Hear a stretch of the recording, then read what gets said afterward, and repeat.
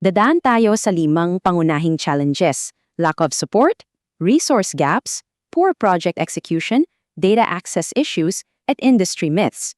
Let's break them down. Number 1, lack of leadership support.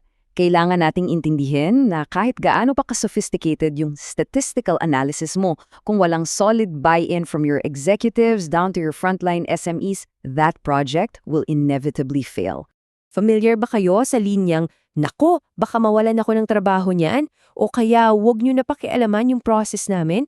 Typical corporate mindset natin yan dito. May matinding fear of job loss yung mga empleyado pag nakarinig ng process improvement. Tapos, nandyan pa yung mga department silos na pilit pinuprotektahan yung mga processes na established pa since 2005. Kapag ganyan ang kultura sa floor, sarado agad ang pinto sa pagbabago. Para makita nyo ang operational impact nito, let's look at an actual scenario with a BPO QA team. Nagtago sila ng data. They refuse to share it kasi natatakot sila na baka ma-audit at makita yung mga butas sa department nila. The result? Na-delay ng malala yung project, naging incomplete yung analysis, and ultimately, nag-fail yung buong improvement initiative. Sayang yung effort. Ngayon, pag-usapan naman natin yung budget.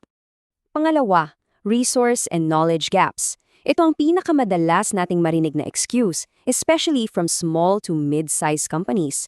Wala daw silang budget para mag-hire ng mga certified black belts o mag-maintain ng mga dedicated data analysts. Let's completely dismantle that myth. Ang totoo niyan, napaka-affordable na ng training ngayon. Hindi nyo kailangan agad mag-hire ng mamahaling external consultants para lang makapag-umpisa. You can easily train your in-house champions para hawakan ang mga small projects gamit ang mga libreng tools na nasa computers nyo na, tulad ng Excel at yung free version ng Power BI.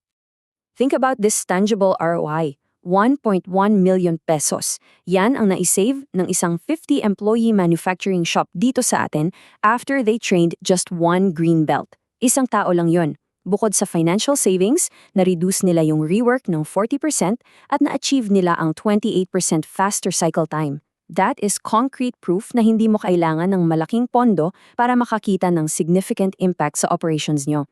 Pero syempre hindi sapat na may resources lang. Kailangan tama rin ang execution sa simula. Pangatlo, poor project execution. Maraming kumpanya ang sumusubok mag-Six Sigma pero bumabagsak agad sa simula. Ito talaga yung tinatawag nating silent killer ng Six Sigma adoption. Isipin nyo ang logical chain reaction na to. Kapag pumili ka ng wrong project right out of the gate, let's say masyadong complex o walang available na historical data, it naturally leads to failed execution. Dahil dyan, magkakaroon ng lost trust ang management.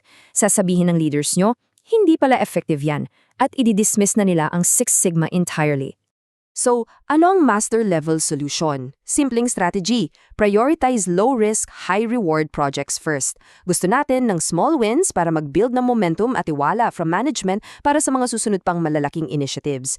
Magagandang unang project yung pag-reduce ng refund rate sa isang Shopee seller, pagbaba ng average handling time o AHT sa isang BPO, pag-correct ng order errors sa mga Jollibee branches o pag-solve sa delivery delays ng isang courier hub. Ngayon, punta tayo sa pinakamalaking sakit ng ulo pagdating sa operations. Pang-apat, overcoming data access issues. Kahit gaano ka kagaling mag-analyze, kung may problema kayo sa data access, titigil ang project ninyo.